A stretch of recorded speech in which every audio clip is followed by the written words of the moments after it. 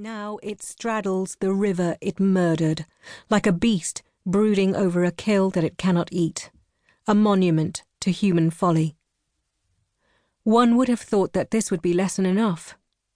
Almost exactly a year after he inaugurated the dam, on October 31st, 2018, the Prime Minister travelled to Kevadia colony again, this time to inaugurate the world's tallest statue.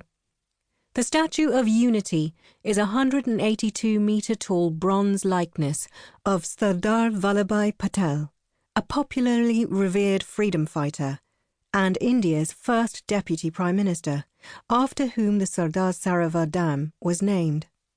Sardar Patel was, by all accounts, a man who lived simply. But there's nothing simple about the $430 million statue that has been built in his memory. It towers out of a 12-square-kilometre artificial lake and is made of 200,000 cubic tons of cement concrete and 25,000 tons of reinforced steel, all of it plated with 1,700 tons of bronze.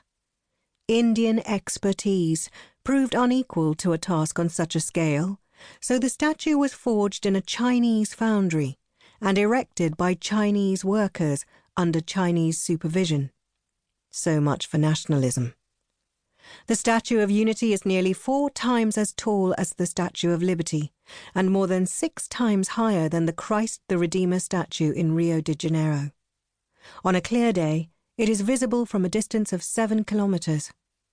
The whole of the village of Koti, had it still existed, could have been accommodated in its big toe. Koti's former residents and their comrades in arms are probably meant to feel like dirt in the statue's toenails, as are the writers who write about them. 400 kilometres south of the Statue of Unity, on Altamount Road in the city of Bombay, home to the largest slums in Asia, is modern India's other great monument, Antia, the most expensive private home ever built. It has 27 floors, 3 helipads, 9 lifts, hanging gardens, and 6 floors of private parking. It's home to Mukesh Ambani, India's richest man and the CEO of India's richest corporation, Reliance Industries Limited, RIL, with a market capitalization of $47 billion.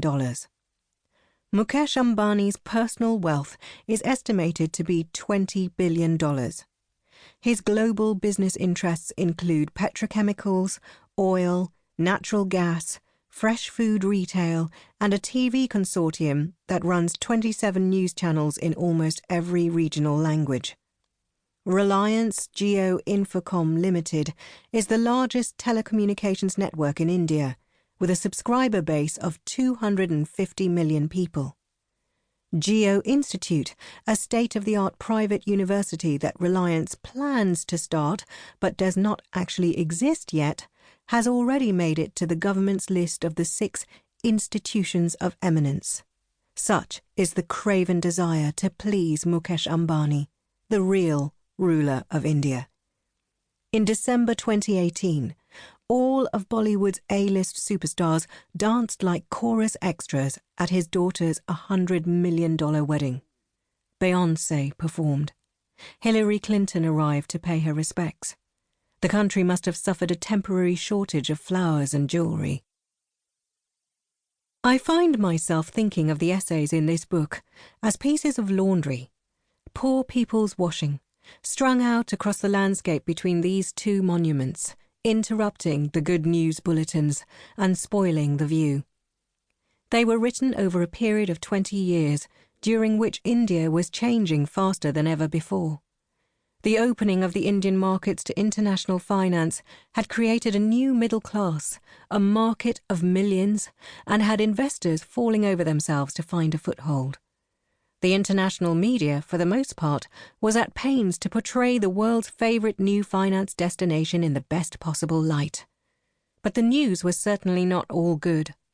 India's fleet of brand-new billionaires and its new consumers was being created at an immense cost to its environment and to an even larger underclass. Backstage,